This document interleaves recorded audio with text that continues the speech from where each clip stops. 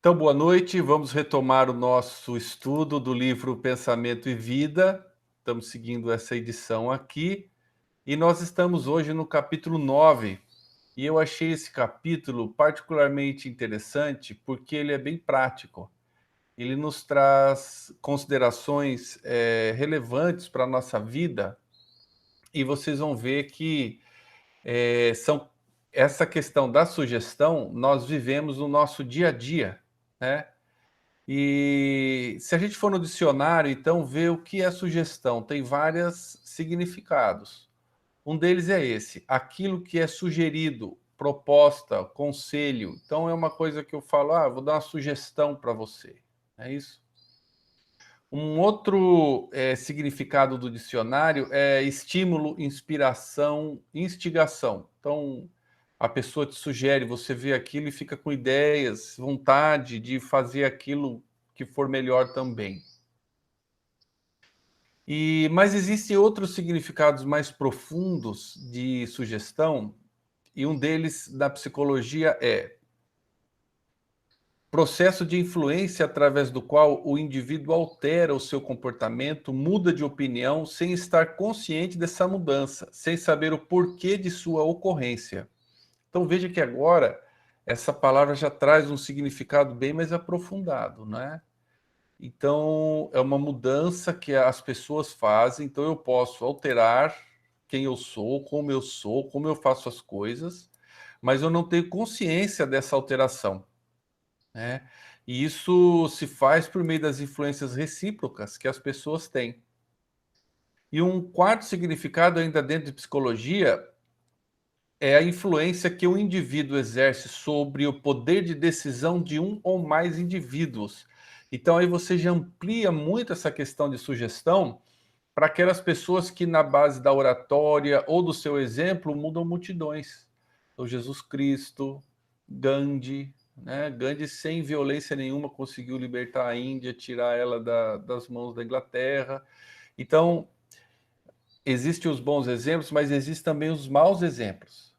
Então, muitas vezes, os líderes que nós temos, como nós vamos ver numa mensagem final do Emmanuel no livro Vinha de Luz, eles nos trazem más sugestões e podem arrastar as pessoas para o mal mesmo, né? Então, é muito importante nós entendermos esse processo. E esse processo de sugestão, ele já é conhecido há mais de 3.000 anos da humanidade, né? No Egito, na Pérsia, na Mesopotâmia, e muita naquela época ligada à magia, né? O termo moderno surgiu em 1174, segundo esse filólogo, e ele surgiu com uma conotação negativa. E o verbo sugerir, ele surgiu no século XV, de Jacques Rousseau, e ele falava em sugestões do demônio, como se fossem as coisas negativas que nos sugerem, as forças ocultas, né, que poderiam causar em nós mudanças e fazermos coisas nos arrastar ao mal, né? E James Bride, ele foi um fisiólogo e um médico escocês, e ele foi o primeiro a trabalhar clínica e investigativamente com a sugestão hipnótica. Então a gente já descobriu um passo além dessa questão da sugestão, que é a própria hipnose. Então a gente já ouviu falar, né, de hipnose, que é quando alguma pessoa exerce um comando mental tão poderoso sobre a outra, que a outra cede, e se a vontade da outra é substituída pela vontade de quem a está hipnotizando, induzindo ela a fazer coisas e entrar em estados alterados, não é? E isso é sugestão, por isso que o termo correto é sugestão hipnótica. Então a gente já compreende que esse termo que Emmanuel nos traz, ele é um termo muito importante, é um conceito muito importante, é um dos atributos da mente do homem, da mulher, né, do ser humano, e ele está relacionado a muitas funções relevantes, incluindo aqui a hipnose, a magia, né, e essas relações com o oculto, que a gente às vezes não conseguia explicar, mas que hoje nós sabemos que são fenômenos naturais, fazem parte da natureza, e nós podemos então entendê-los melhor, né? E ainda pesquisando tudo isso antes de entrar ainda na lição do Emmanuel, né, são tudo coisas que eu trouxe para a gente entender o que é sugestão antes de ver o que Emmanuel nos diz a respeito de sugestão. Nós vimos que existem 4 tipos de sugestão. Então, nós temos a sugestão direta, que é exercida com alguém de autoridade. Então, uma pessoa ela tem uma autoridade moral ou pelo cargo onde ela se ocupa, social, e ela, então, ela fala e ela exerce um poder e a outra pessoa obedece, né? Então, é um poder que sujeita a outra. Existe a sugestão hipnótica, que já comentamos. Nem todas as pessoas são hipnotizáveis, isso depende das características da pessoa, mas quando você é uma pessoa hipnotizável, o outro, ele, por meio da sugestão, ele substitui a sua vontade, então você faz aquilo que ele gostaria que você fizesse, né? Indireta, que é uma sugestão bem importante, e eu acho que é por causa da sugestão, acho não, é por causa da sugestão indireta que Emmanuel nos traz esse capítulo, para que nós entendamos que indiretamente nós recebemos sugestões dos outros e nós sugerimos coisas ao próximo. E nós somos responsáveis por aceitar sugestões, às vezes inadequadas, e somos também responsáveis pelas sugestões que nós induzimos os outros, e com isso nós arrastamos o comportamento dessas pessoas, né? Então aqui é quando são incorporadas ideias de outras pessoas como se fossem próprias. E aí a pessoa acha que é dela, mas não é dela propriamente dito. E a autossugestão é aquela que o indivíduo exerce sobre si mesmo, né? E isso também pode ter efeitos psicológicos bons ou negativos. E é interessante que a eficácia da sugestão, ela tem sido demonstrada na medicina e na filosofia, e na psicologia, no comportamento humano. E vamos dar aqui 3 exemplos disso. Um é o poder do placebo. Então, quem é da área médica sabe, né, que todos os testes com medicamentos, com drogas, existe um efeito placebo. Então, existem pessoas que, não sabendo que estão tomando uma pílula de açúcar, acham que estão tomando um remédio, reportam melhoras, e essas melhoras são descritas e são medidas. Então, como pode uma pessoa que está tomando um placebo, um remédio que não tem nada, né, uma farinha, um açúcar, ter uma melhora? Então, é o poder da mente da pessoa se reorganizando. E hoje existem pessoas entendendo esse poder, tentando entender o poder do placebo. Como que pode, né, uma autossugestão ou uma sugestão mental externa promover a cura de uma pessoa? É uma questão incrível, né, pessoal? Existe também a importância dela nas informações sugestionadas. Então, a pessoa, ela foi, por meio de sugestão, ela acredita que uma coisa é verdadeira, sendo que não é. Exemplos drásticos estão aqui desse autor, pessoas que confessam crimes que não cometeram. Então, a pessoa ela não cometeu o crime, mas ela é sugestionada tão fortemente durante o interrogatório policial que ela acaba acreditando que fez a coisa que não fez, não é? Tudo isso é um mecanismo de sugestão. E mesmo com experiências paranormais. Então, como espíritas, nós acreditamos, sabemos que existe mediunidade, que existem espíritos, comunicação mediúnica, mas sabemos que existem também charlatães, né, pessoal? Então a gente tem que ficar esperto, porque às vezes a gente é enganado, isso daí faz parte. E existem estudos mostrando que quando uma pessoa é muito boa nesse processo, ela consegue convencer até 25% de uma plateia, por exemplo, que uma mesa se mexeu, sendo que a mesa não se mexeu. Então, o experimento que eles descreviam era isso, né? Então, eles pegavam pessoas e a pessoa induzia que a mesa tinha sido mexida por um fenômeno espiritual. Mas, em realidade, a mesa estava parada, mas 25% das pessoas chegaram a acreditar pelo fenômeno de sugestão. Então, por tudo isso, a gente entende que Emmanuel não nos trouxe de graça isso. Ele nos trouxe porque isso é uma coisa importante para o conhecimento da nossa mente, para o conhecimento de nós mesmos e para que a gente saiba trabalhar com essas forças positivamente a nosso favor e a favor do próximo. E agora, né, depois dessa introdução aqui, nós vamos entrar mesmo na lição do pensamento e vida.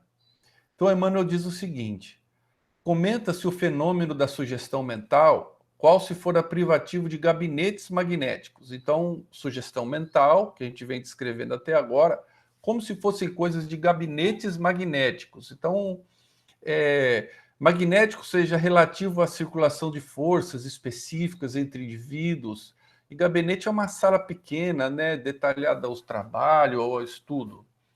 E nesses locais, então, né, mobilizariam hipnotizados e hipnotizadores a conta de taumaturgos. Então é uma palavra difícil, né, mas taumaturgo é aquele que opera milagre.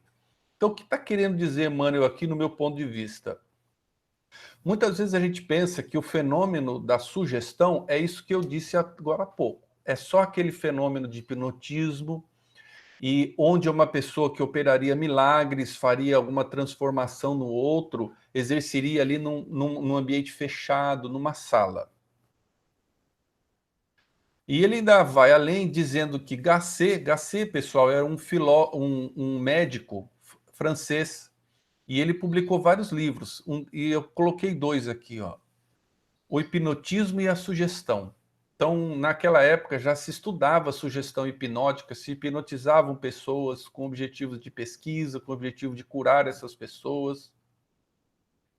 Então, esse neurologista, ele era da escola de Montpellier, na França, e ele classificava as sugestões na categoria intra-hipnótica, que é aquela que é feita sob hipnose. Hoje, aqui mesmo em Jaboticabal, existe, que eu sei de ouvir falar, um psicólogo que trabalha com hipnose. É uma técnica que se usa em psicologia, quem pode tentar. Então, sob hipnose, você tenta sugerir coisas que vão melhorar, mudar, ou fazer a pessoa ter uma melhora da sua condição. Essas seriam as intra-hipnóticas.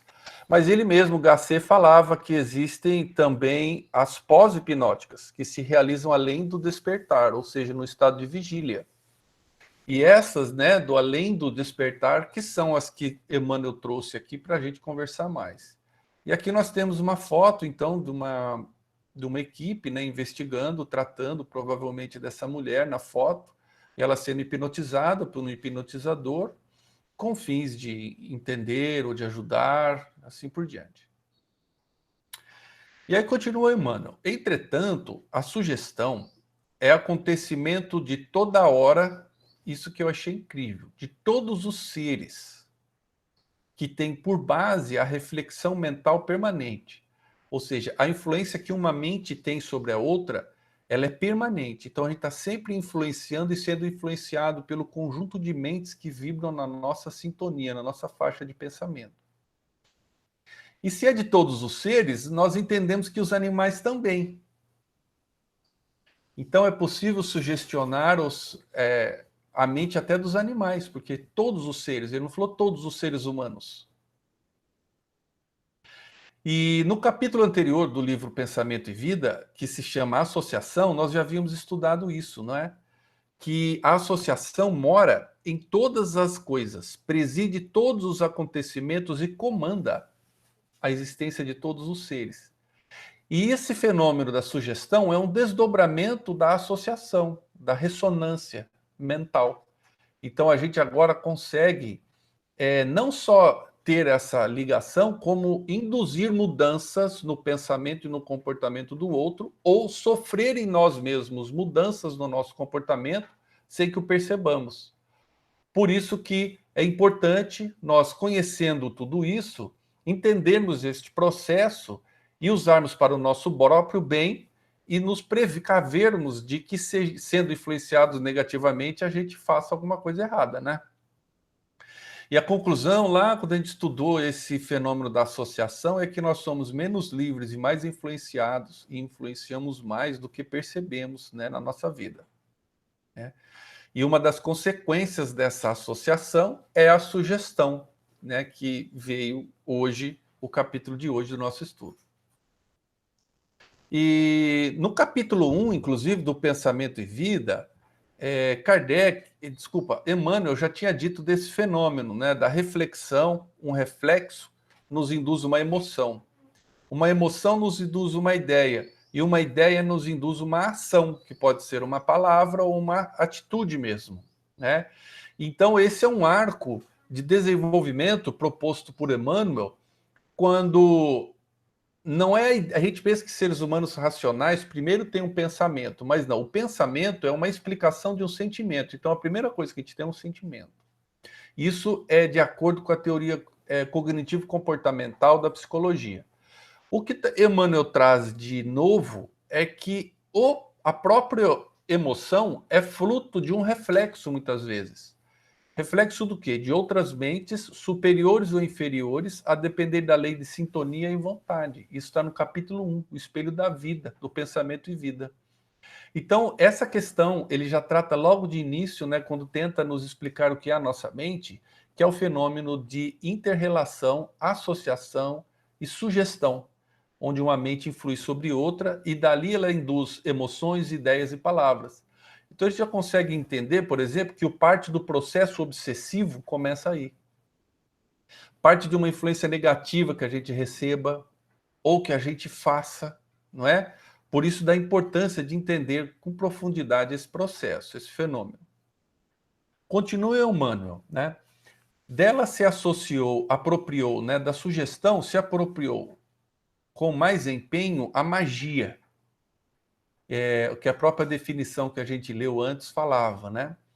Que significando o governo das forças ocultas, ou seja, a tendência de dominar e utilizar das forças ocultas, que hoje entendemos que não tem nada de oculto, são todos fenômenos naturais, só que nós estamos aprendendo a racionalizá-los agora. A sugestão tem sido, antes de tudo, o clima de todas as cerimônias religiosas. Cerimônias essas que conjugam as forças de poderosas mentes encarnadas e desencarnadas, gerando sucessos que impressionam a mente popular, disciplinando-lhe os impulsos. Então veja que esse fenômeno da associação, ele é a base de toda a cerimônia religiosa, onde você cria um símbolo e associa aquele símbolo a uma resposta.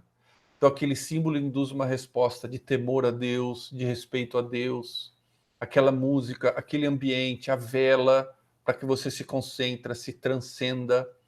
Todos esses são fenômenos de sugestão, onde estão associados, às vezes, aspectos físicos, como o que eu falei, mas principalmente mentes encarnadas e desencarnadas. A mente daquele pessoa que está conduzindo a cerimônia, outros membros da cerimônia e os espíritos que fazem parte daquela cerimônia. E o resultado disso é a sugestão disciplinando ou mudando os impulsos das mentes das pessoas que participam daquele fenômeno. E aí ele vem o verbo conjugar, né? Que é juntar-se harmonicamente, ou juntar-se com. E impressionar. Então, esse conjunto, né? Ele conjuga e ele impressiona, ou seja, abala, comove a mente das pessoas, com o objetivo de disciplinar ou impor uma ordem, domar, refrear. E esse impulso é o ato de impelir, é um movimento produzido. Né? Então a gente vê que essas cerimônias, elas se usam do fenômeno da sugestão e elas conjugam as mentes encarnadas e desencarnadas, gerando essas coisas que vão disciplinar, modificar, impulsionar a mente humana. Né?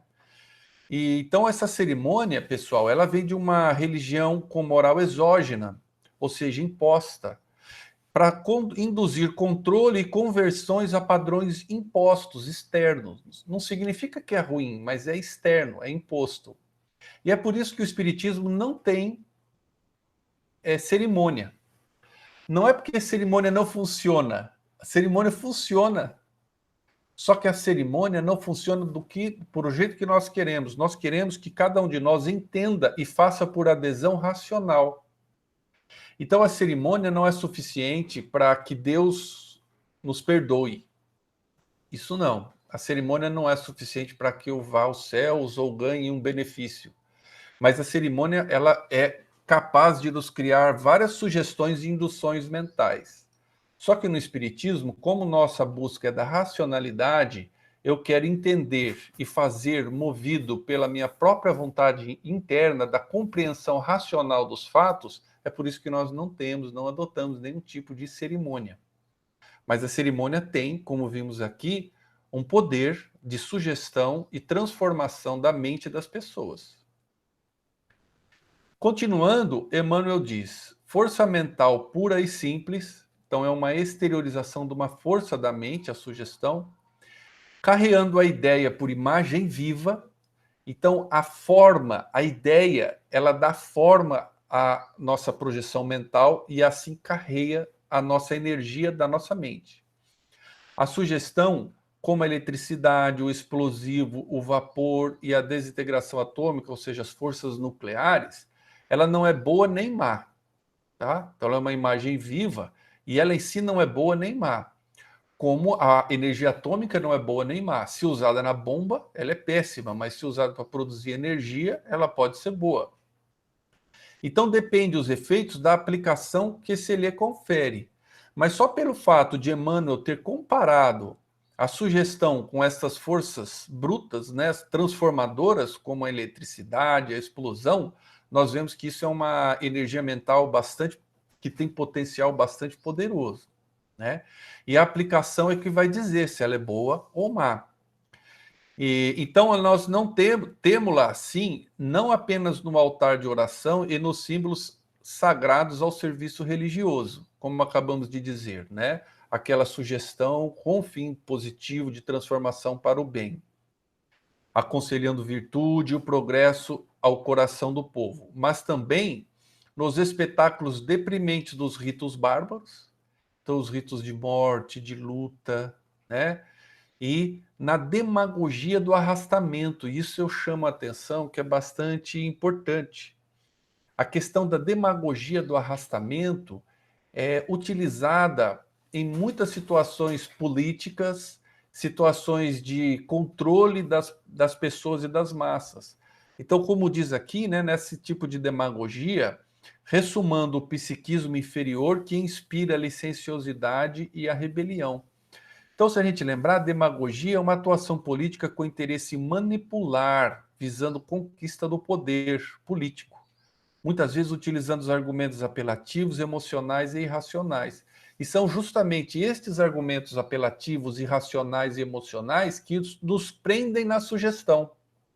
Então, quando a pessoa demagoga fala, ela fala com ênfase, as imagens que ela cria, que ela veicula com a mente dela, são captados pela nossa mente e criam outras imagens da nossa própria mente.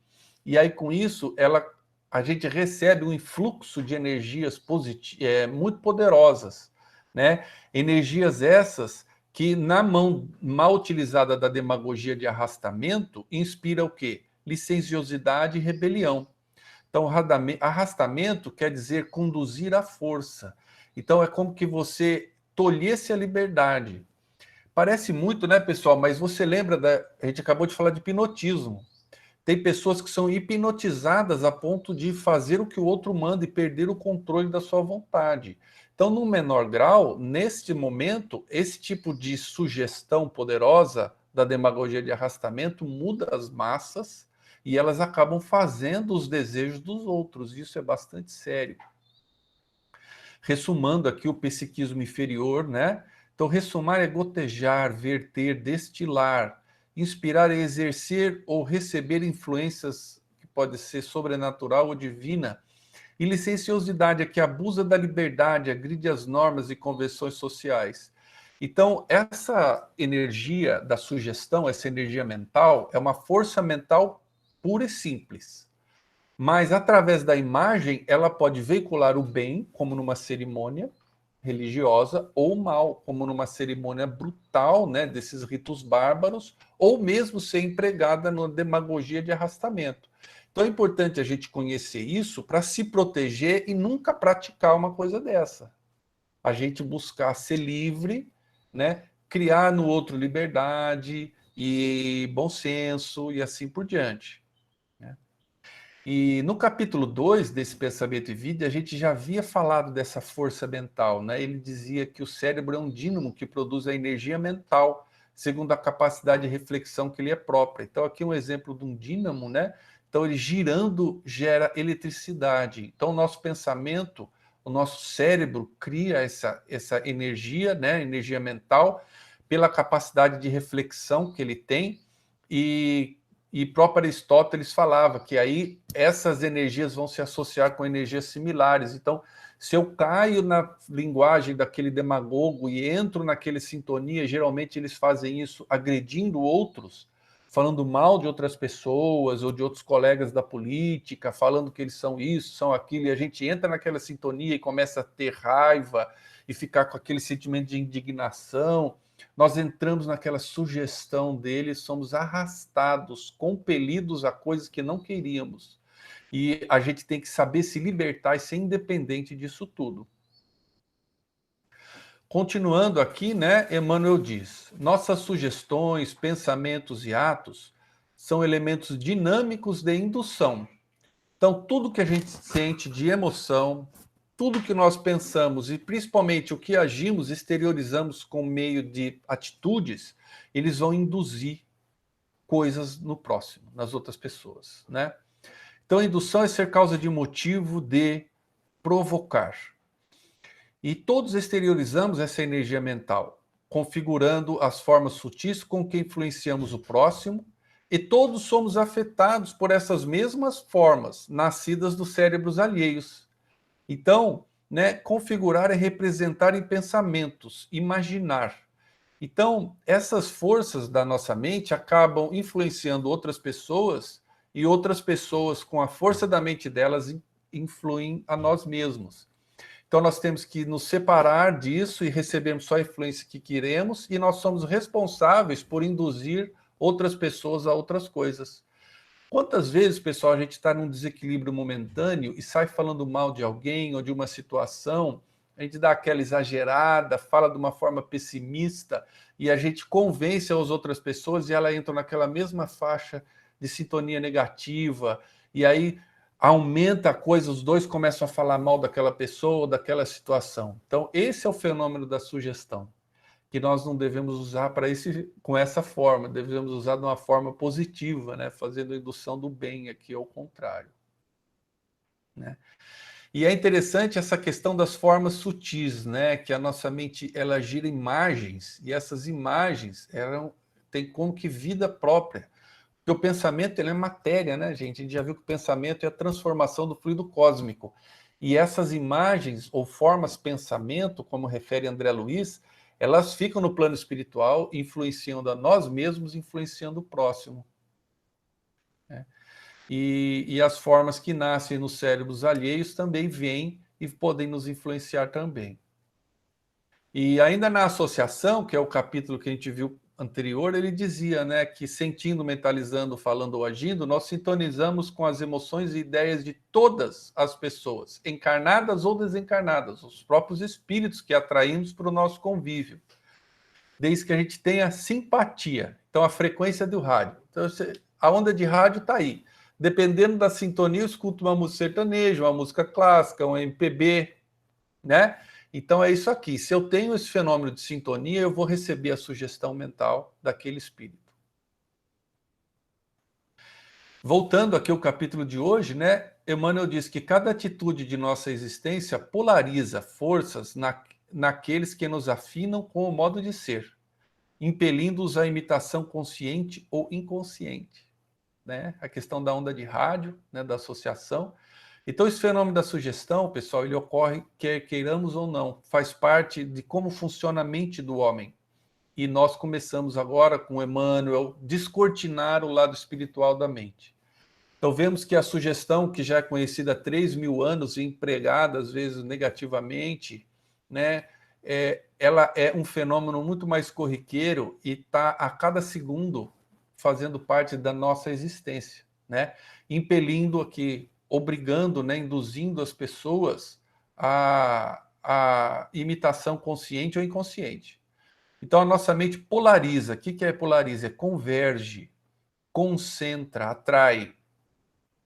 E isso impele, ou seja, coage de maneira a obrigar alguém a realizar ou não uma coisa. Então veja que palavra Emmanuel escolheu, né? Impele. Então não é a sugestão, ela é muito mais poderosa do que aquela sugestão de palavra. Eu vou sugerir isso para você. É uma coisa que quase que induz no outro atitudes, se ele não tiver um autocontrole. Né? E isso é a importância, né, da nossa conduta para a influência que nós temos nos nossos filhos, nos nossos familiares, nas pessoas à nossa volta. Então a gente tem que tomar muito cuidado com o que a gente fala, com o que a gente pensa e com o que a gente faz.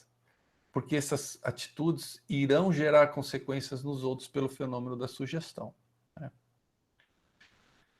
É que o princípio da repercussão nos comanda a atividade em todos os passos da vida. Então, repercussão é uma impressão ou impacto forte causado por alguma coisa, reflexo, consequência. Isso comanda a atividade em todos os passos da vida. Então, no capítulo anterior, que era o 8, ele já tinha dito que tudo se desloca e renova sob os princípios da interdependência e repercussão.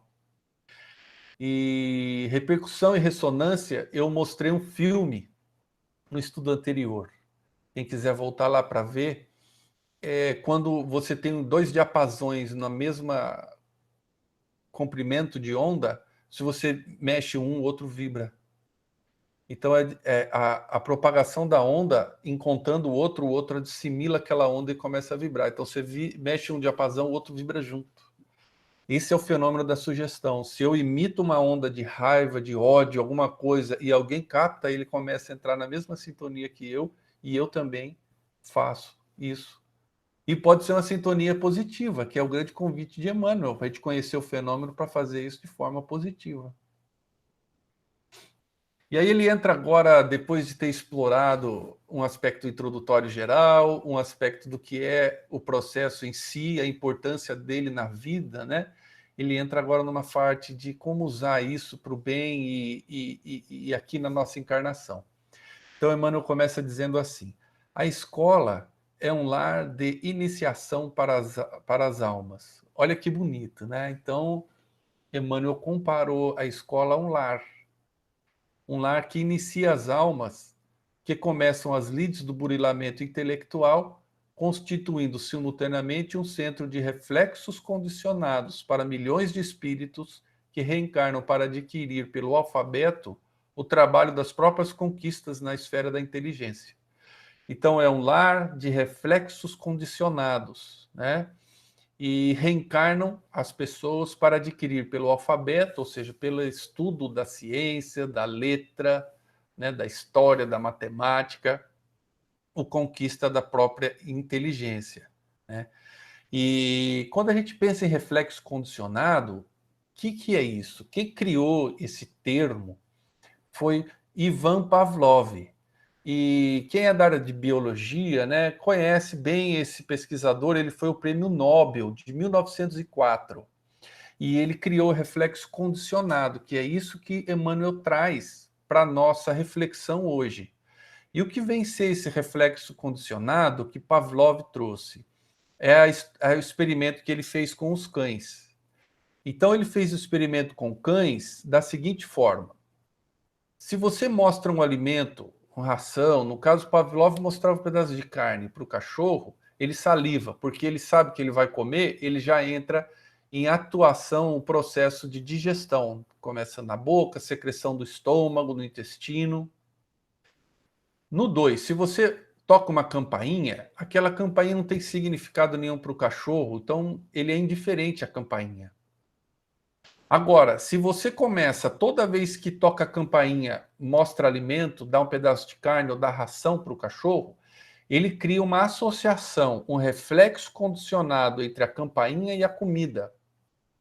E aí, no quarto momento, quando você toca a campainha, o animal já começa a salivar, ou seja, ele já prepara o seu trato digestório para se alimentar. Então, Pavlov demonstrou que no córtex cerebral, que é onde estão as funções de raciocínio, as funções cognitivas e motoras, existe a possibilidade de você criar reflexos e condicionar esses reflexos. Então, um reflexo natural condicionado, que é ver o alimento e querer comer, e um reflexo aparentemente neutro, incondicionado, que não tem significado nenhum, que é uma simples campainha, acabam se associando. E ao passo de, depois de várias vezes isso acontecendo, quando toca a campainha, o cachorro já interpreta aquilo como se fosse comida. E ele cria o que Pavlov chamou de reflexo condicionado. E a partir daí, Pavlov abriu toda uma área da ciência, da psicologia fisiológica e mensurável, quando os pensamentos, os reflexos mentais puderam começar a ser estudados quantitativamente com base no seu reflexo fisiológico. E Emmanuel de uma forma brilhante, né, incrível, ele traz esse conceito de Pavlov para a escola. Então, hoje na escola, quando a gente reaprende tudo, nós temos a condição de recondicionar os nossos reflexos e readquirir pelo alfabeto o trabalho da nossa própria inteligência e reorganizar a nossa mente, né? E, então, readquirir pelo alfabeto, pela repetição de novamente estar estudando, né, no aprendizado intelectual, no novo cérebro que a gente reencarnou e veio aqui de novo aprender, possibilita a ressignificação de valores e uma melhor compreensão da verdade das coisas. Eu mesmo sempre pensei isso, gente, toda vez que a gente reencarna tem que aprender tudo de novo, né? Então, por exemplo, para mim foi muito difícil aprender inglês. Falei, gente, será que eu já não irei na Inglaterra? Já sabia inglês, agora eu nasci, esqueci tudo, tive que aprender inglês tudo de novo, né? Dá a impressão que é uma perda de tempo. Mas veja a profundidade desse processo.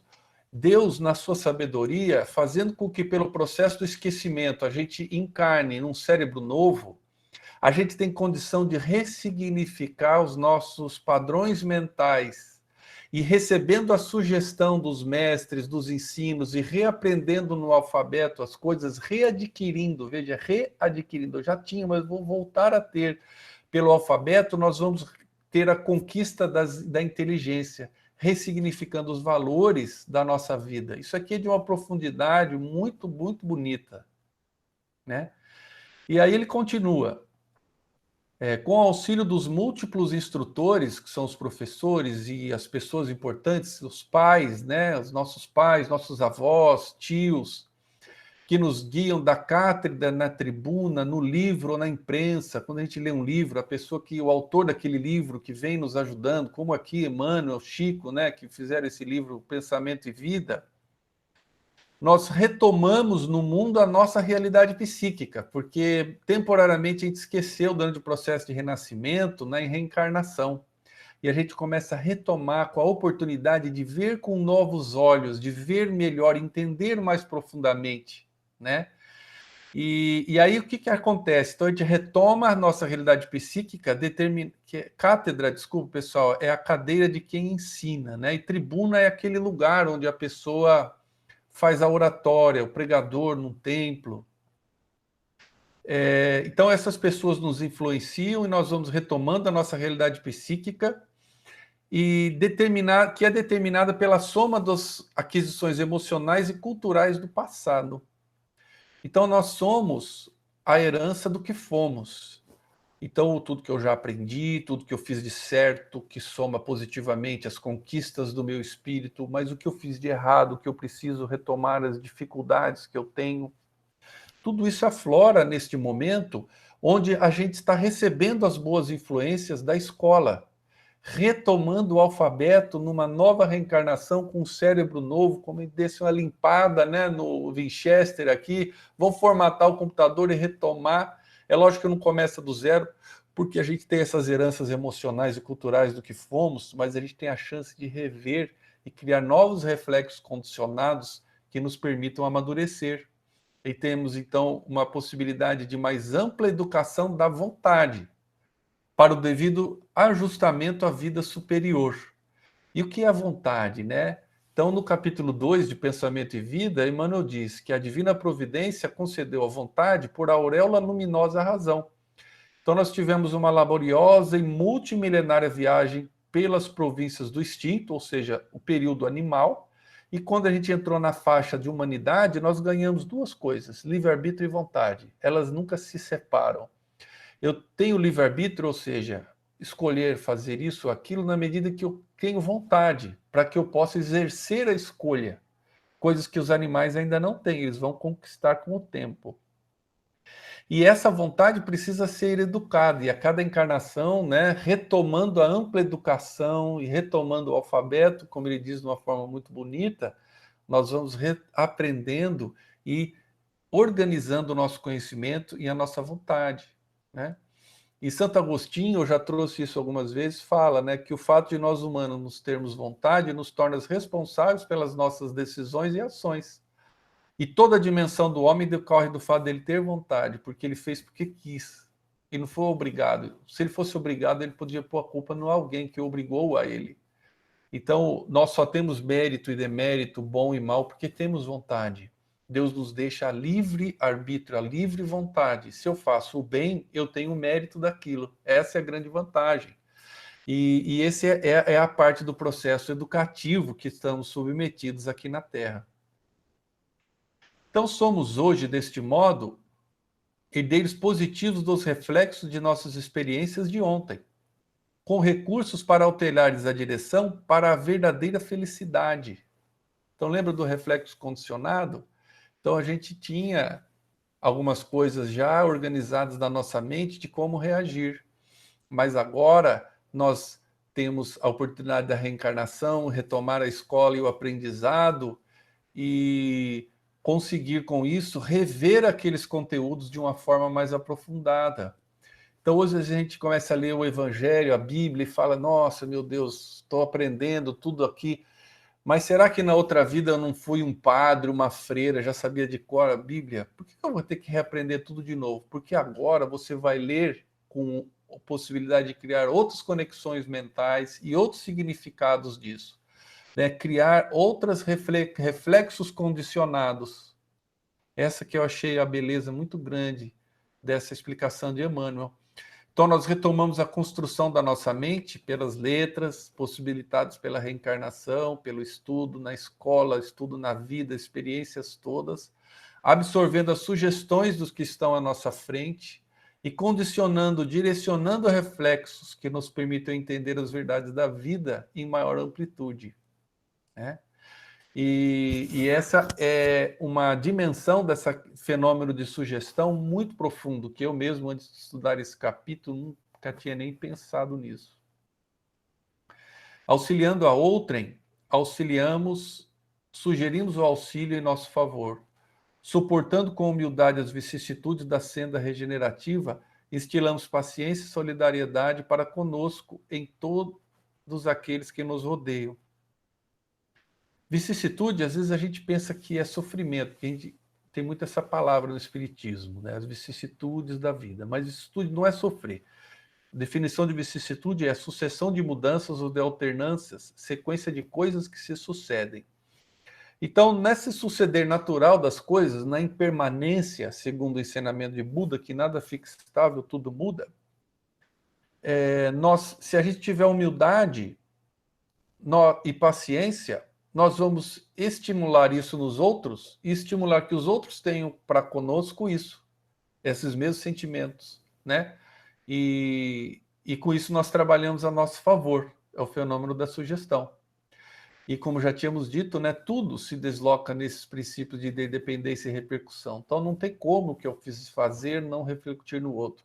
E se nós caminhamos para um mundo de amor e fraternidade, o que é fraternidade se não a busca do próximo? Então, para que eu tenha um mundo fraterno, eu tenho que me relacionar com o outro fraternamente. Eu não posso não me relacionar com o outro.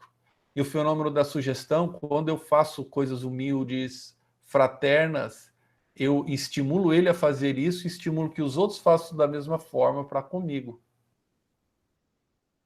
E aqui a gente estudou esse caso de Adelino no estudo de domingo, mas nesse livro Ação e Reação de André Luiz, olha, eu achei essa frase muito bonita, tem a ver aqui com o que a gente está falando. A abnegação em toda parte é sempre uma estrela sublime, basta mostrar e para que todos gravitemos em torno dessa luz.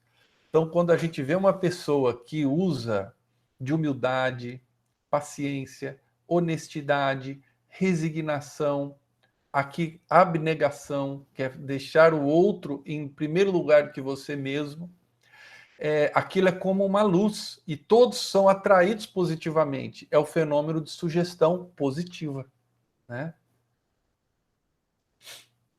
E aí, caminhando para o final aqui, né, do capítulo, Emmanuel diz assim: ajudando, ajudamo-nos. Desservindo, desservimos-nos. Se eu faço a coisa boa para mim mesmo, eu ajudo o próximo. Se, pelo contrário, eu faço uma coisa ruim para o próximo e eu acabo fazendo uma coisa ruim para mim mesmo, né?